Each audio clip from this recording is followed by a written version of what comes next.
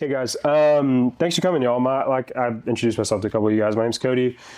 This is what we're talking about today is developing a leadership pipeline within your ministry. And so I think it could be helpful to start of like where is kind of everybody at in the student leadership pipeline kind of conversation. So Jarek, so we're planting. Jarek here just got hired to take my job. So he's the college director in our ministry out in Lubbock. I currently am I guess technically not anymore. Used to be the college director at a church called Redeemer. It's great. Love it. Primarily reaching Texas Tech. So that's our context. Big state school ministry, really established leadership team that's been around for a while. So a lot of these things I'm going to be speaking into. Coming from that perspective, but I think really anything that we talk about today, like I've designed this talk to be really scalable to like, it doesn't matter your context, like it can be hundreds of people, leadership teams to a group of, 3 or 4 volunteers. It really doesn't matter. So where are you guys coming from? Where are you guys from? And what's your ministry context? We can start there. Why don't you go first, big dog? Sorry, can you say that one more time? What's your ministry context and where are you from? Sure. I'm from Victoria, Texas, Church Hall Parkway. Okay. I'm the young adult and student pastor there. And so our ministry runs college and young adults about 30 or so. Yeah. It says about 30. If everyone showed up on the same night, we'd be like 40, but Yeah. ministry. It'd be like And that. so, but yeah, was that about what you're looking for? Yeah, it's great. Great job. You crushed it. He's with me, so who are you though? What's your name? Jarek Wills. I'm at Redeemer College. Yep. Yeah. Laura Williams. Yeah. We're from First Baptist McAllen. We're leaders. Yeah. Yeah. What's your primary ministry context? Like who are y'all trying to reach? You're just young adults? Okay. College. Yeah. Primarily students from like UT Rio Grande Valley? Okay, yeah. Let's go. UTRGV, there's some that are young professionals already graduated, some that are not in school, but they fall in that age group. Yeah. They're like 18 to 20. 29. It's always up. 20, You never know yeah. when it ends. Yeah. And then you stop passing the vibe check. You're like, dude, you got to go. You're too old. Yeah. When on a good day, about 25. Yeah. On Yeah. a weekday, about 12. Yeah. We just started our ministry back in September. We didn't have a young adults leaders class. Yeah. So we had a youth group, and then from there they would graduate into the adult Yeah. service, and that Yeah, was it. Okay. Yeah. Yeah, this is fairly new for us. Yeah. and Let's go. We're doing pretty good. I think this talk in particular is going to be really helpful for folks in y'all's shoes for sure. Here you go. You can give that to yourself, and then you can pass it to the guy behind you. Okay, Argyle people.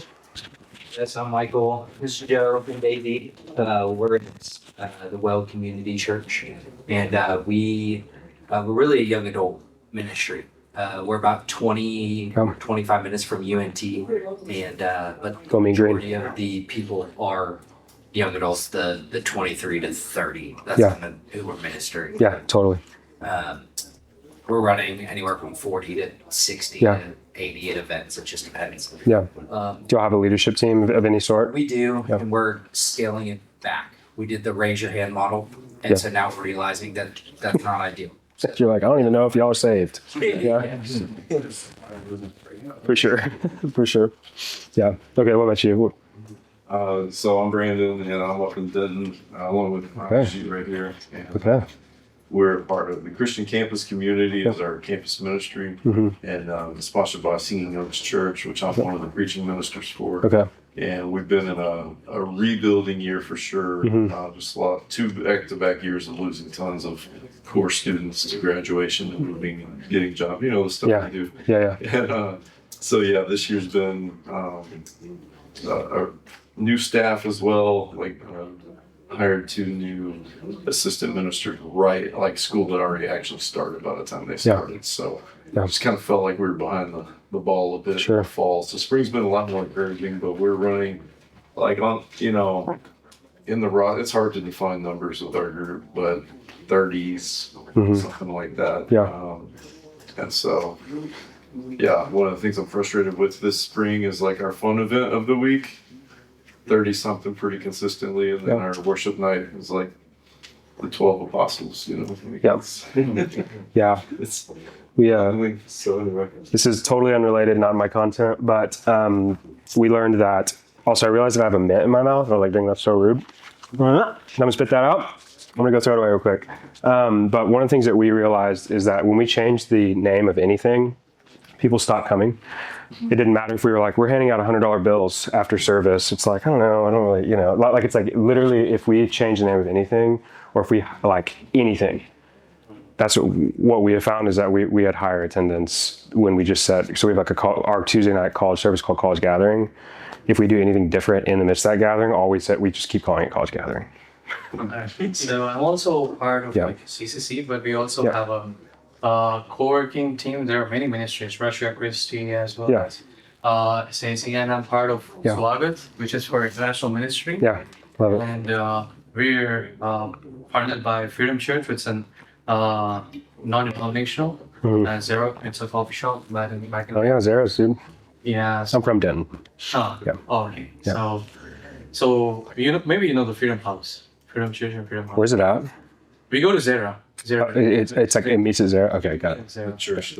Gotcha. So our organization, it's mostly for international students, and sadly, by our demographics, it's a lot from South Asian Yeah. community. Yeah. And 90%, we hold luncheons, networking events, Yeah. as well as a group Bible studies. Yeah. If we get to that point. Yeah. Right? Most of our audience is 99% unbelievers. Yeah. Hindus and Muslims are majority, and the kind of lacking is there's first problem is there are very less international students, which is not our problem Yeah. right now, and the other one is raising new leaders. I'm currently the president for the student org as of now, but I'm finding it difficult to raise the next people coming up because Yeah. I'm a master's student. Yeah. I'll graduate soon, but I am unable to find my next partner or my peer Yeah, it's hard. who can take the ministry. Yeah, that's hard, man. Well, you're in the right place. So we were talking about pipelines, and we talking about how to reach and develop leaders. And so, yeah, guys, glad y'all are here. I think like honestly, like a little bit smaller rooms like this is perfect for what we're talking about, because we really want it to be like super, like if y'all just sit there and let me talk the whole time, like that's going to suck. Please don't do that. Like please raise your hand, stop, ask questions. Like we want this to be really helpful.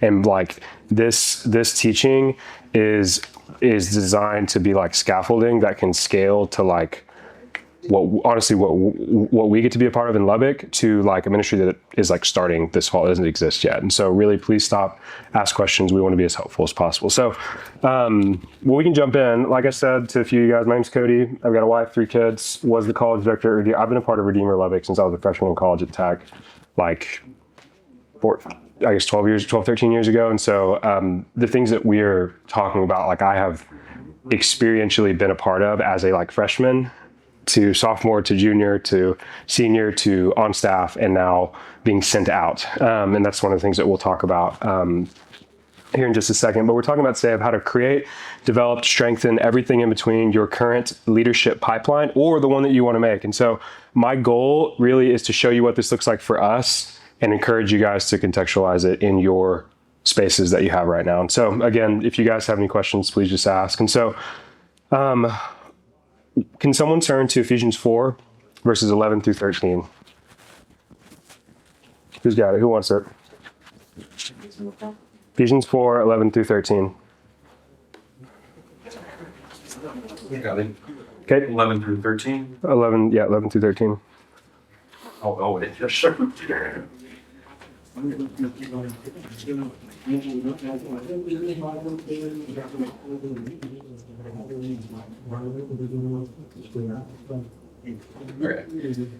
And he gave some as apostles, and some as prophets, and some as evangelists, and some as pastors and teachers, for the equipping of the saints for the work of service, to the building up of the body of Christ, until we all attain to the unity of the faith and of the knowledge of the Son of God, to a mature man, to the measure of the stature which belongs to the fullness of Christ.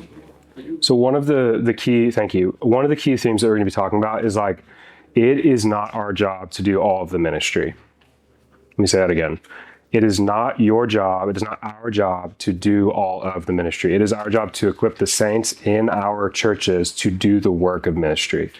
The guy who discipled me all through college said, like, kind of jokingly, is like, when you step into ministry, you step out of ministry. And obviously that's not 100% true, but what he's trying to get at is like, it is your job to replicate yourself. It is your job to call the people that you're leading deeper into service, into leadership, into really just like pouring out. And so when we talk about, you know, what Paul meant when he said he gave the apostles, prophets, evangelists, shepherds, leaders, teachers to equip the saints for the work of ministry. It's like, it is our job as people who are leading in any capacity to not do all the work ourselves, but to help others step into leadership so that your influence and really Jesus's influence might be multiplied out. Does that make sense? That's like a key theme that is going to be present in this entire talk is like, for us, one of the things that we have said for literally the past 13 years I've been a part of the ministry is student-led, staff-supported. So fill in the blank. That could be young adult-led, staff/volunteer supported. If you're reaching college students, student-led, staff supported. So staff, that could be volunteers, that it doesn't matter what it is. It's like, but our job is to create the scaffolding in which those in our care can thrive. Does that make sense? One of the things that I like one of the hills that I'm gonna die on is that like leading through a leadership team is like probably one of the best ways to disciple, reach, and teach anyone under the age of 30, because in their world, it's like you've always been a part of something. You've either been in school, you've either been doing some kind of internship. It's like everything is so clear. And so that's one of the things I'm going to advocate for. But to define a couple things, we're going to define student leadership and we're going to define pipeline. So again, contextualize this to however it makes sense for you. Student leadership is a committed group of students who have been vetted. Keyword there. That is not what you guys did. Shout out. You're like, raise your hand if you want to lead. You're like, oh man, it's like, this is wild. Love that you guys did that. But that's that keyword vetted there. Student leadership is a committed group of students who have been vetted for the work of ministry within a particular context. And then pipeline is going to be the framework for recruitment, development, discipleship, and sending purposes. Let me say that again. Pipeline is the framework, think scaffolding, for the recruitment, development, discipleship, and for sending purposes. So what we don't want to do, I was talking to a student from another ministry in town, and the way that he was describing his college ministry experience or young adult ministry, however you want to, contextualize it for you, is that it basically feels like a youth group 2.0, and that it's like, hey, we have all these young adults, we have all these college students, and essentially the philosophy for reaching someone who's 22 is the same as the philosophy for reaching someone who's 12. And it's like, that just shouldn't be the case. It's like, if we're just going to throw pizza parties or pizza party equivalents at young adults, it's like, this is a completely different context. And so when we're talking about doing this kind of young adult college ministry, like, we don't want to just invite them to a youth group 2.0. We want them to be integrated into the life of the local church. Does that make sense? Like, that's the goal, is local church integration, so that they can not just follow Jesus for 4 years, but for the next, 80, 90, whatever, however long they live. And so for us, a leadership team, when done rightly, connects students into the life of the local church. A leadership team, when done rightly, connects students deeper into the life of the local church. Likely you're here because you want students to get more connected to your church. You don't want to create a siloed off ministry that's doing its own thing, that's funded by the church, right? If anybody wants to do that, maybe you should leave. But for real, it's like, our goal is not to just use the church's funding to create our own ministry. Like, we are like, in our context, we are submitted to the elders of the church to help students get connected deeper into the life of the church. So I've already said this once, but a leadership team is worth it because discipling our students is worth it. A leadership team is worth it because discipling our students is worth it, and showing them how and why to serve in the local church is worth it. So one of the things that we talk about a lot in our ministry is beginning with the end in mind. I think it's from a book. It's probably some like, how to be awesome, or be rich book or whatever. It doesn't matter. But begin with the end in mind. So I want you guys to talk about this with the people that you're with.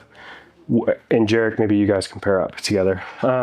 What do you want out of your students at the end of their time with you? That's a question that you guys are going to answer and talk about.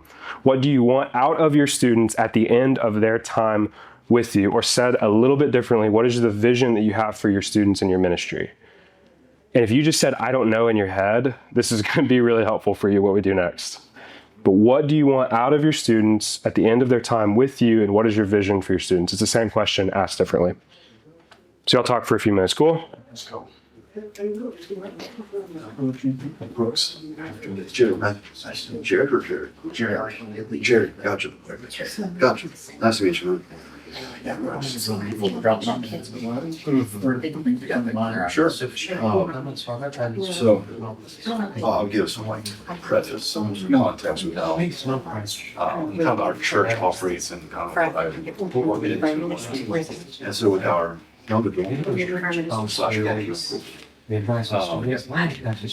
always been a helping tool, if you will, to where we warn them, cite them, if the best way to cite them, and then have them go through their shoulders and students. Yes, sir. I mean, if no, unless you're ready, man. No, there's still a lot of got you. I was on I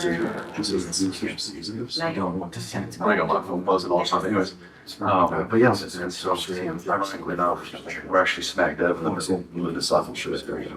And I just been constant that I've built out. Different talks, just engagement. Yeah, because the vision for the young adult, I would say that belief statements, leadership, core beliefs, things like that. Yeah, and so we have a really good, because I think who is whether you're a leader, like 90% or this is believers, but no one's ever decided. And so I'm like, well, right, I can't, intentionally tell Timothy 30 people at one time. But, and so I took all the dice on that to try and utilize the group that we have right now. So that way, I love that term, it's group 2.0. Right. So I don't want that. I want there to be maturation of Jesus, sanctification, the full 9 yards. And now that doesn't mean that I neglect the fun aspect. Like well, as we go play pickleball on a different night or something, but for Tuesday nights is when we meet. That's my big goal. Is the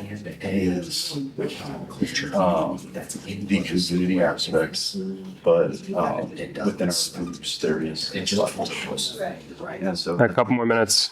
for How would you know? Yeah, this is great. So that do the leadership. I'm took from these guys. They've led the ministry of Ephesians 3:20. So you're on the 3:20. yeah. It says, and we did disciple and keep going. Nebraska. Jesus pray. So it's not written. They kept straight. Absolutely. I think that's what makes it. And adults need to initiate and pray in the local church. Through his love.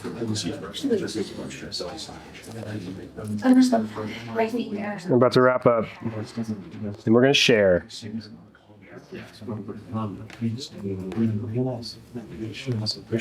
Yeah. All right. What'd you guys land on? Doesn't have to be a formalized mission vision statement. It could be, but what is your vision and what's your hope for your students in your ministry? Who wants to go first? Let's go in the back. Yeah.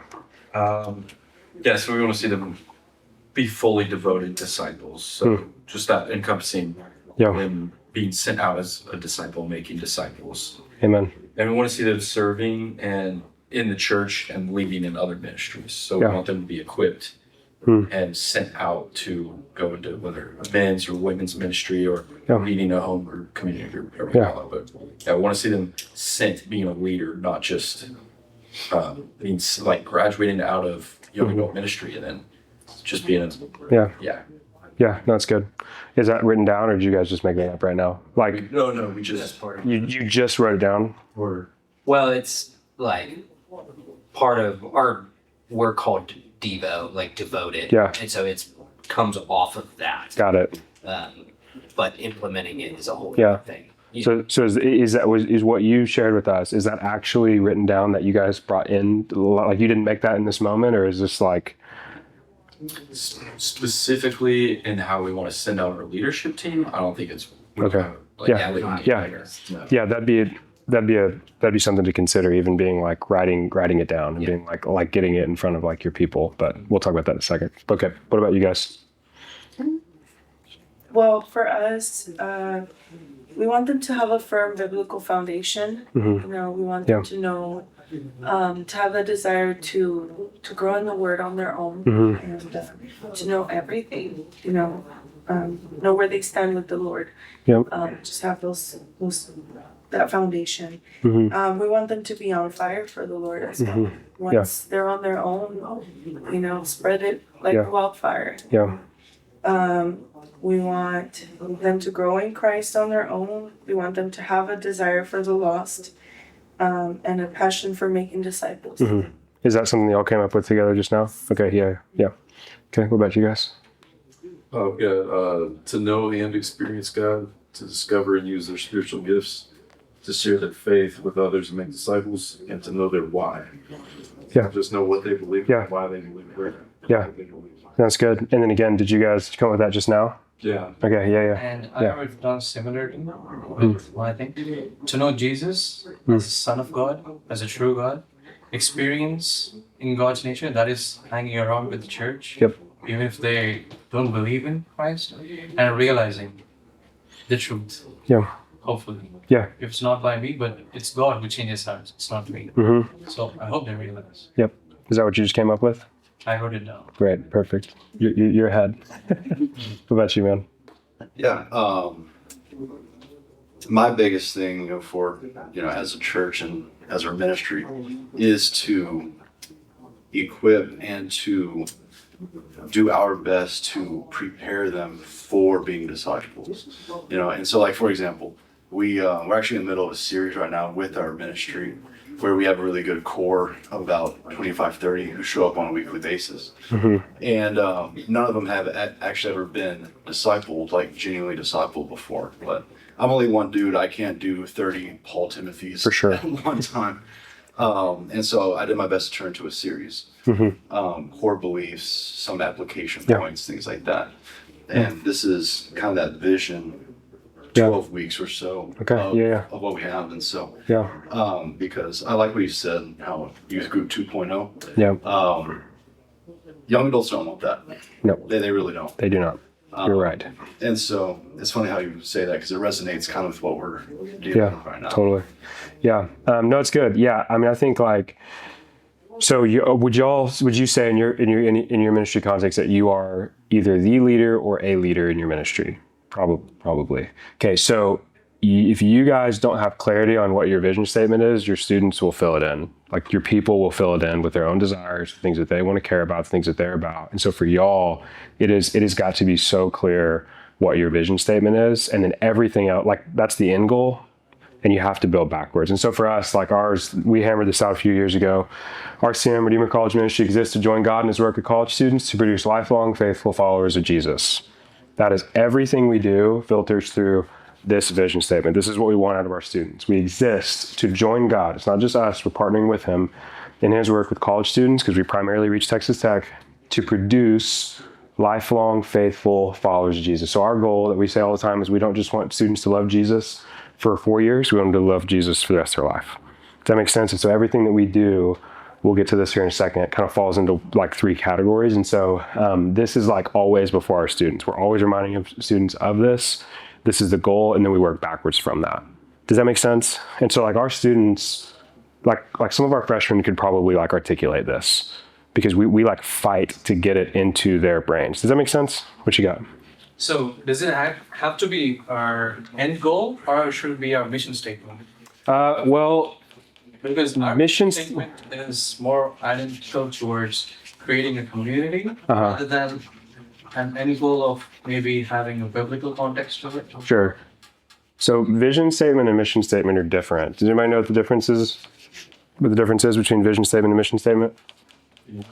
It's vision statement, like what only God can do, and mission statements, however you're going to do that. Mission statement's like why we exist. Vision's where we're going.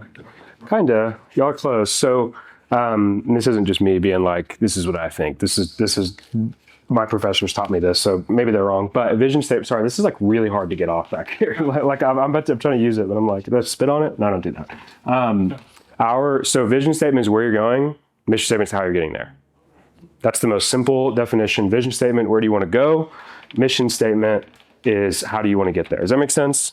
So like our vision is that we would get to partner with God to produce lifelong faithful followers of Jesus. How we get there is we connect students to God and to one another. We equip students with what it means to follow Jesus, and then we send them out. So connect, equip, send. Make sense? Thank you. That's how you get there. Okay. Okay, well, we're just going to deal with this. Jesus is amazing. There you go. Yeah, so anyways. Okay, so again, think about what your vision statement is and then hammer it into your student's head. So when we're talking about beginning with the end in mind, this is what it looks like for us. Again, we are a big state school college ministry, but I think that you can contextualize this to yours. So you've got leadership pipeline. So freshmen, FRE, wow, dang, I don't even know how to spell fresh. FRE, freshman, sophomore, junior, and then senior, typically, not always, or senior times 2, 3, 4, depending on their, preferences. And so when we talk about beginning with the end in mind, if you guys have a handout, we're going to start out at the sent out as. And so for us, when we talk about RCM existing to partner with God to produce lifelong faithful followers of Jesus, we have 3 sending categories. So we have 3 actual buckets that our students fall into as they leave our ministry. The first one is all in church member. So that's like you're graduating, you're taking a job, you're moving to Argyle or Denton or whatever, and you're going to work as an accountant and you're going to be all in, serve your local church. That is one sending category that we have. 2 is we have church planting pipeline. So we have, like I said, we're planting a church in Norman next year, and we have about 30 students who are graduating this year or next year who are moving to Norman or Oklahoma City area to help us plant the church. So that's like an option of like what you're doing after you graduate. And then 3, we have, cross-cultural goer nations. We have about 10 or 15 students who are considering going for the rest of their lives to unreached people groups. So it's like you are, for us, how we talk about sending, how we talk about the end goal of lifelong faithful followers of Jesus, you will be sorted into one of these 3, Harry Potter houses, or you will be disobedient. That's how we talk about it. So it's you're going to be all in. If you say you're a follower of Jesus, you're going to be all in. You're going to go to the church plant, or you're going to go to the nations, or you're disobedient. Does that make sense? Like if you are going to just be like, I don't know, flippant about what you're stepping into, it's like that's not Jesus. Jesus is asking us to be intentional with every step of our life, especially these transitional moments. Does that make sense? So how we talk about it is like, no, you're going to be all in. Great. If all you want to do in life is become a stay-at-home mom, great, crush it, be an all-in church member and love your family really well. That's awesome. If you want to go make $1 gajillion working for Dell, great, do it, but love Jesus and find a church. Does that make sense? So all in church planting nations, or, disobedient is how we talk about it. And we do talk about it like that. We do a cool video at the end of each year where all of our graduating seniors, we had probably like 50 this year, graduating seniors who left our ministry, they'll do a ministry of, my name is so-and-so, and I'm being sent out from Redeemer College Ministry to be an all-in church member in Lubbock, Texas. Or, my name's so-and-so, I'm being sent out of Redeemer College Ministry to be a part of church planting pipeline in Norman, Oklahoma. And so it's like a 5-minute video that we listen to every semester. It's really, really cool. It's a culture part of our ministry. But these sending pathways, these 3 sending pathways, they complement our vision. Does that make sense? Like they come alongside. It's really, really clear what we're asking students to step into. And so having a pipeline is all about knowing what you're calling your students into. Let me say that again. Having a pipeline, what you're in here saying that you want to either create or strengthen, is all about knowing what you are calling your students into. For us, it is about leading our students into being lifelong faithful followers of Jesus who will be all in church members, a part of a church plant, or sent out as missionaries. Like for us, it's these 3 categories, or it's disobedience. Does that make sense? Any questions there? So it also includes parachurches, I believe, not only the church. Parachurches? Yeah. What do you mean by that? Parachurches like maybe Campus Crusade, Bridges International. Yeah, which work with the church, but parachurches with college ministries. So we're a local church-based college ministry. We would say that we want you involved in a local church. It would be like the number 1 priority, and then serving. But again, we're talking most students who are from Plano, who like that, their context is local church ministry primarily. Does that make sense? but like for y'all, like mostly international, like it's like there's so much nuance there that I'm not going to say it has to be this, but for our context, it's mostly students who are from the big cities and they need to. Here on visa, sometimes we're here on, so it's better to have a community, is what I. Exactly. Yes, for sure. And it might make more sense for that to be a parachurch ministry, and then maybe depending on if there's a good local church. Like for us, we have a high international student population, and so for them, it actually does make sense to begin to get connected deeper in a local church, because it's like it's a specific priority point for our local church. Does that make sense? Yeah, thank you. So okay, so part 2, leadership team. So when we talk about students being on the pipeline, if you will, I mean, it's literally like, this is like the pipeline, if you will. Freshman, sophomore, junior, senior. When we talk about the positions that students can apply for, when you're talking about raise your hand if you want to serve, where it's like, okay, what does it mean to serve? So if you look at the little blue bars, we have 3 leadership positions. We've got GC leader. I'll explain what these are in a second. You've got context leader, and you've got senior team. So a GC leader is like, think like so we call our small groups Bible studies, whatever you want to call them. We call them gospel communities, and we have student leaders who lead as gospel community leaders. So think primary Bible study leaders, okay? And then you have context leaders, which is just a name that has been around for forever. We should honestly change it, but it feels like we're too far in at this point. Think like supporting group leader. Does that make sense? So you've got the primary group leaders, and you've got context leaders. Typically, in any given GC, you've got 4 leaders, 2 GC leaders, 2 context leaders, or supporting group leaders. Does that make sense? So for us, we have 4 leaders typically per group, and we have about 25 different groups that we run right now. And so all of our leaders, when they apply to be a part of our leadership team, they are going to be in one of these 3 positions. The last one is senior team. This one's a little bit specific because this is only for seniors who are considering vocational ministry. Does that make sense? So this is people who have been a part of GC leaders, who've led in contact leaders, who have honestly, you know, if they're a little stick person, who've traversed this whole sort of pipeline from freshman or sophomore or junior to senior year. And at this point, we know these people really, really well. This is not like an open invite thing. This is like, hey, if you're interested, talk to us.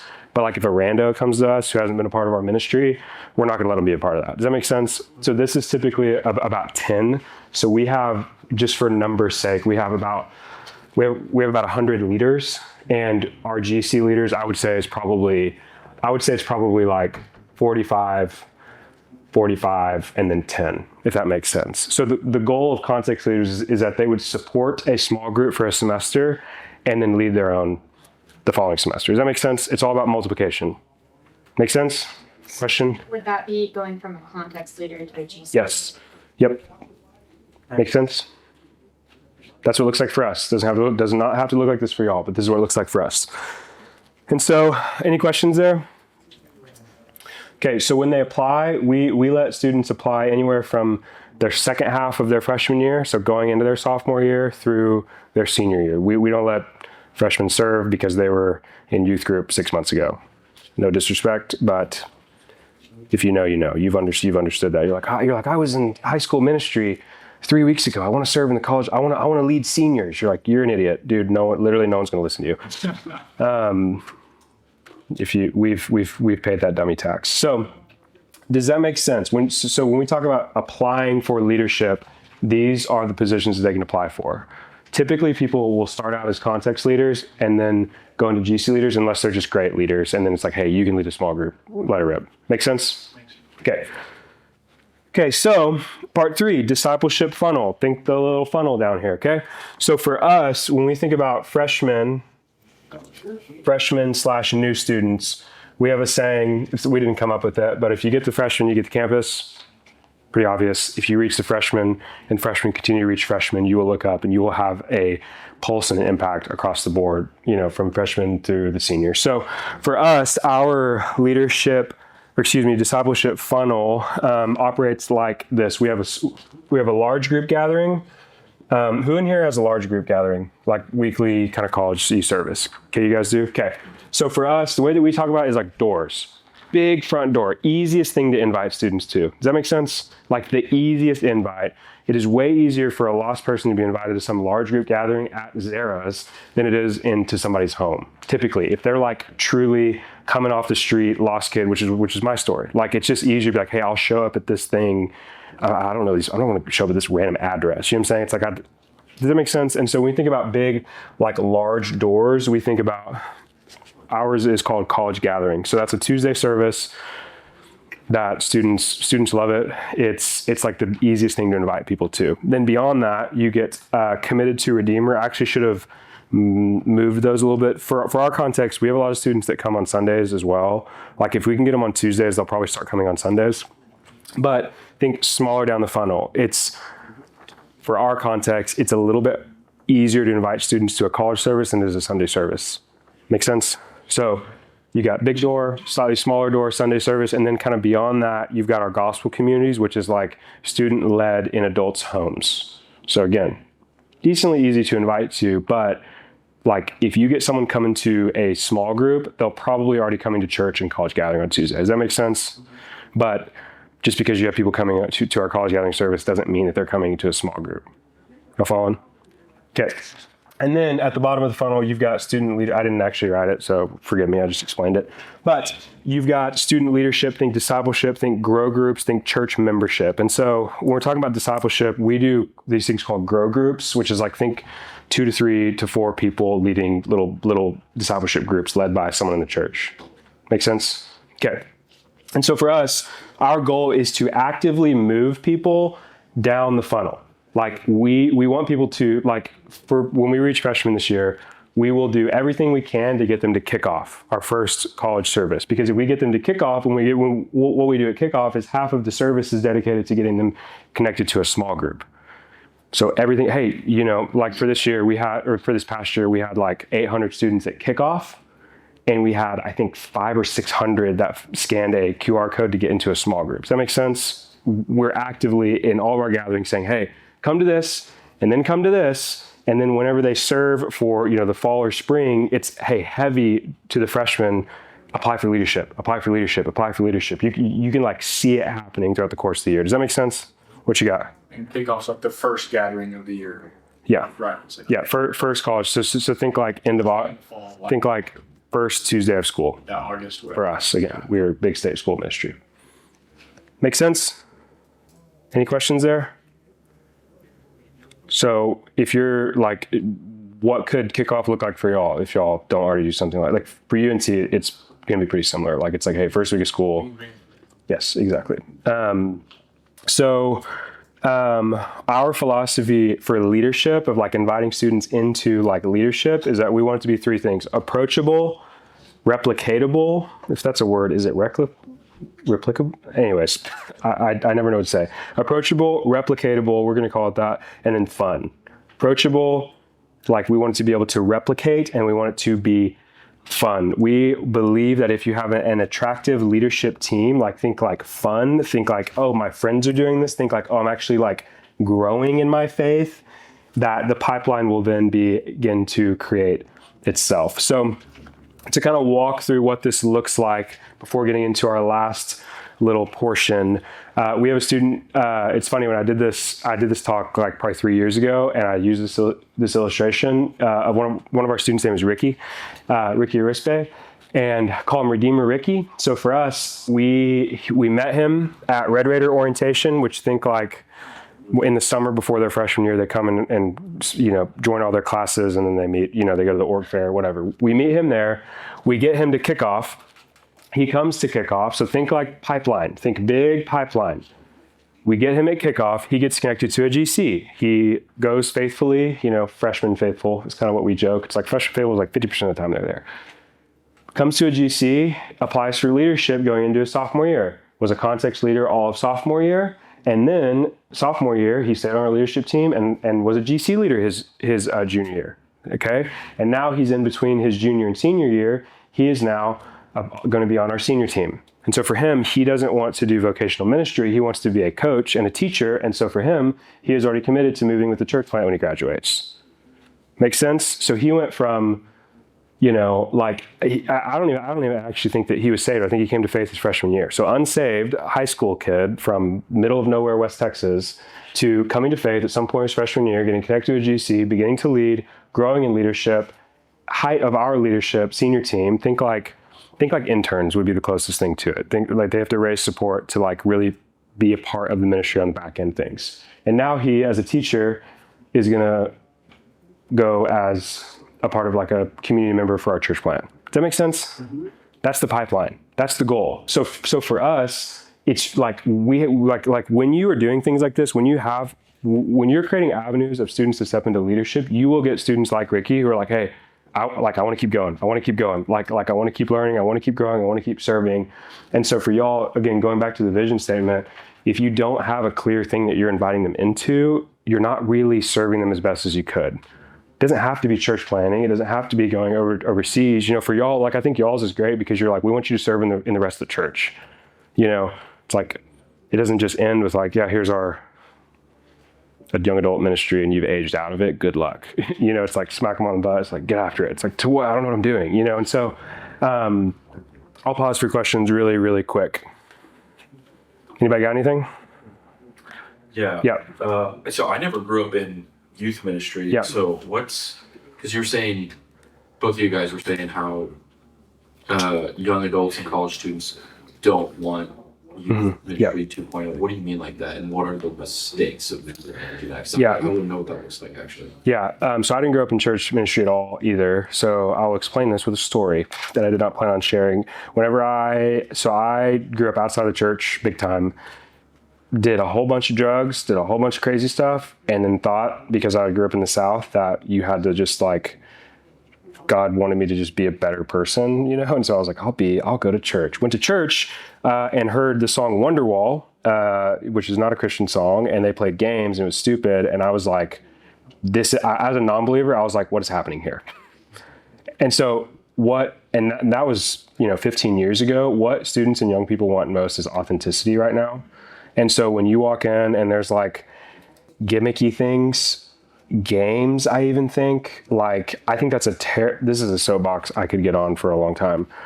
Games, like what most churches spend the most of their money on is things that students could not care less if they existed or not. Like even for food, we'll sometimes do food for 500 students and we let students show up because they don't care.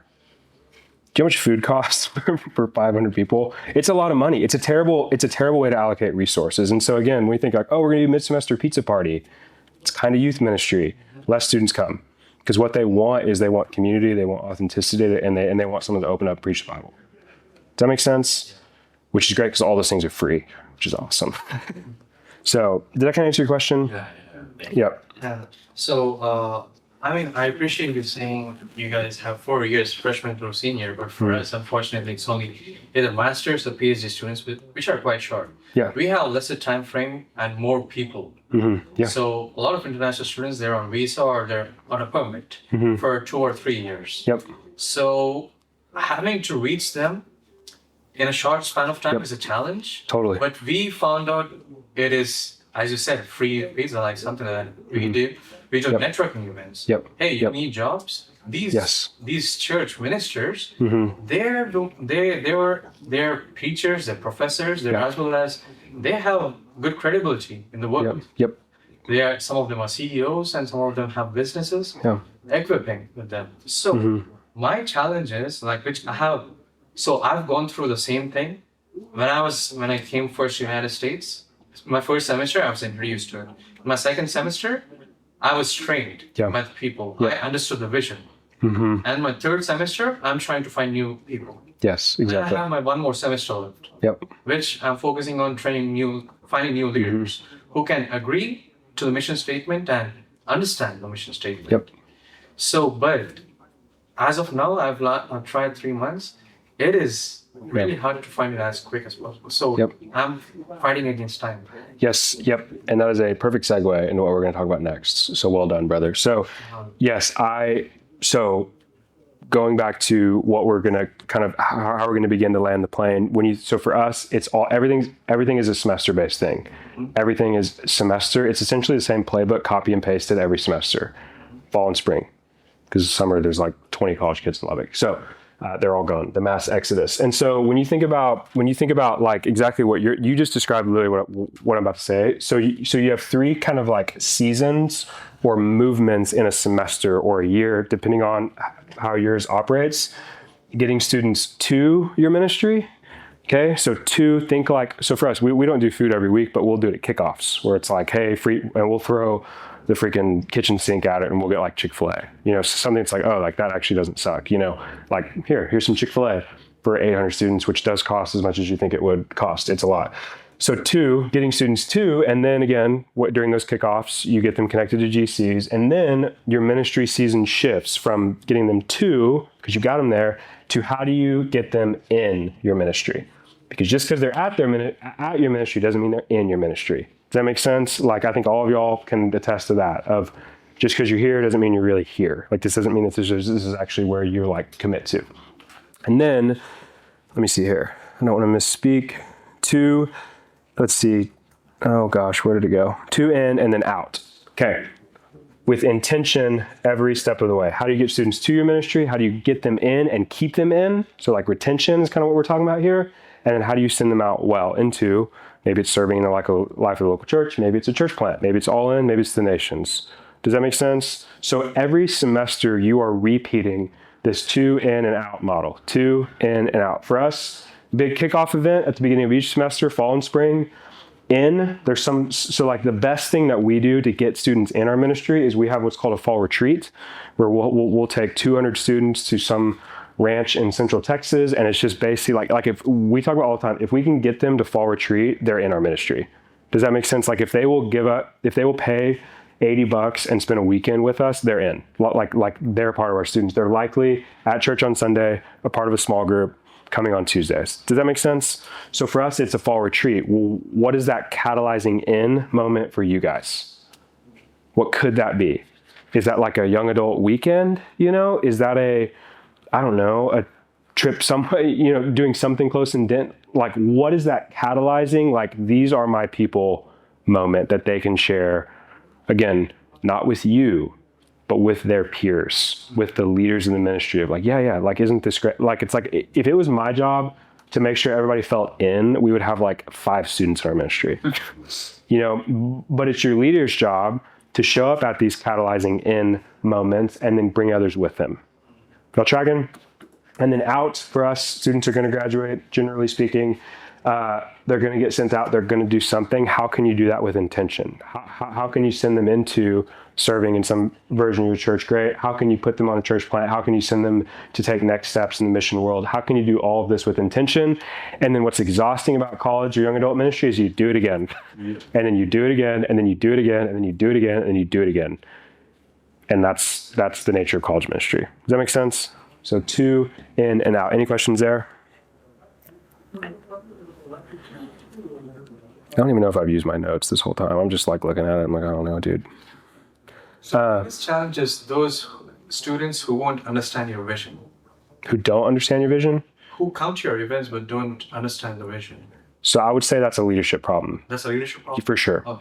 For sure. Like 1,000%.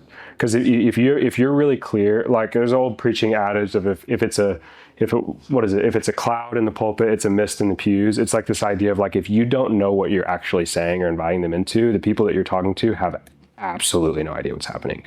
Okay. Does that make sense? And so this is why I made the comment about our vision statement that freshmen can articulate it, because we are like abrasive about what we're inviting them into. Like it's really, really clear. Does that make sense?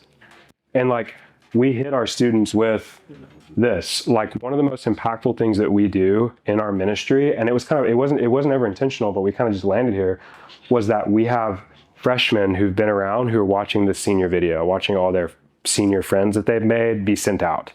And so they're like, oh my gosh, seniors are telling freshmen, I remember whenever I was a freshman, I was watching this video, and now it's me, and it'll be you soon. Does that make sense? That's students saying those things. And so for you, it's like, how can you guys create a culture of like moving people? Again, going back, what are you inviting them into? Are you just here to like have fun and have good vibes? Or are you like actually calling them deeper into trust, discipleship, faith in Jesus? Okay.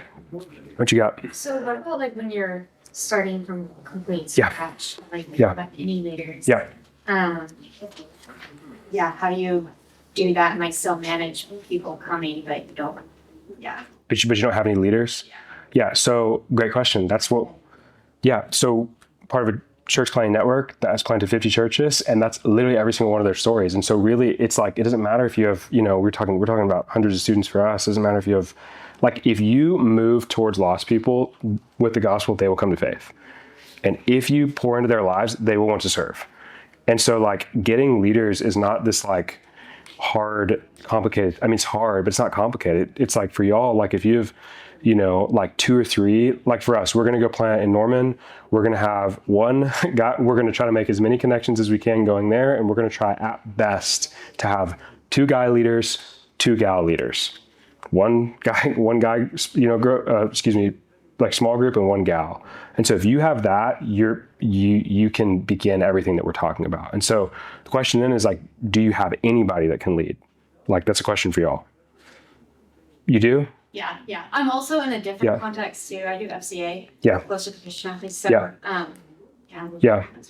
Really, it's the same thing. Like, it's like, if you have a ministry of like no Christians, it's like, other than like maybe your staff, it's like, just go share the gospel and people will become Christians. Like, I know that sounds remarkably simple, but it's true. Like, we go to campus all the time and we have people come to faith like every time we're on campus. Pour into them for a semester, they're going to want to serve. Like, it really is that easy. Does that make sense? I don't mean to be overly simplistic, but it's true. Like Jesus says in, Luke 10:2, harvest plentiful, laborers a few. Pray to the Lord of the harvest, raise up laborers to go into the harvest. We do not have a harvest problem. We have a laborer problem. And so if we're faithful to enter in, like, God will save people. And if you're faithful to be really clear what you're inviting them into, they're going to want to grow. They're going to want to serve. They're going to want to do everything that we're talking about. Can guarantee it. Okay. Any other questions right now? Okay. So one of the things that, I think there's probably 2 groups in here, people who would need to create and develop a leadership pipeline and people who might want to strengthen it and refine it. And so whether you have created it or you're just strengthening it, it really doesn't matter. Like, we're in a place where we have like a lot of these things pretty ironed out. But for us, one of the things that we're realizing in all these collab settings is that we actually we've pushed the big group, not to the expense of the Bible studies, but we've really emphasized like our large group gathering, and like God has blessed it. But for us, it's like, okay, we have to push both the large group gathering and our GCs, even though GCs are a little bit harder to like push and grow. Does that make sense? And so for us, like, it's like, okay, yeah, like that's an area that we need to refine and we need to grow. And so for us, just because I'm sitting here teaching this doesn't mean that we have all these things figured out. Like, this is 15 years of college ministry to get to this point. You know what I'm saying? And so like for you guys, wherever you're at, like, the people who are leading us that like I got to be a part of as a student, like, they had to start somewhere. They had to have intentional leaders like you guys like pour in to actually be able to reap the harvest of that, 10, 15 years down the road. So we're about to do some like workshop time. So some things that we're done here at 4:15. Yeah, so you can honestly, the 3 p.m. slot, if you just need to go home or go look at a wall or something, that's great too. I'm like, man, it has been a long day. But for you, if you want to stay in here, we're going to workshop. I would say 3 things to consider: vision statements and mission statements, the duality there of both getting a vision statement just chalked up, like what are we inviting our students into, and then how are we going to get there? And then leadership team positions, that would be something that I would consider you guys to consider. It's like, what are you inviting students into as far as like leading and serving? And then what are the weekly expectations that you have for your leaders? Being really clear. And so one of the things, I don't know if you guys already scanned it, but this QR code is a link to all of our leadership documents that we have. So like our leadership application that you can make copies of, our leadership expectation, you can make copies of all of that. That's like for y'all to use. It's really, really clear with what we are asking of our students. Does that make sense? Like, when someone becomes a leader, they know exactly what it means to be a leader. And that's one of the things that we have failed at miserably in the past. It's like, hey, come lead. And then they're like showing up like 10 times a week and they're like, I didn't sign up for this. And then they leave. And so for us, we have to hold ourselves accountable to like, hey, no, this is what we're asking you to do when you're leading. Because that's one of the gals on our staff says that clarity is kindness. So if you can be really clear with what you're asking, it's really kind. So I'm going to pray for us, and then we can workshop. And you can spend the next 15 minutes, whatever you think is best. So Lord, thank you for these people here. Thank you for this time. God, I'm grateful that, I mean, even in a room like this where like there's lots of, beginnings and starting, God, it's just like, all the things that we shared, like I know that it can feel kind of intimidating, feel like a lot, but the reality is like all that you're asking us to do is be intentional with our people. You're asking us to be intentional with discipleship. You're asking us to be intentional with leading and serving, and really like you're asking us to be intentional with like our goal. Like what are we aimlessly wandering about doing college ministry, or do we have a clear ask that we're making to our people, to our young adults, to our freshmen? And so, God, I just ask that you would bless this room in Jesus' name. Amen.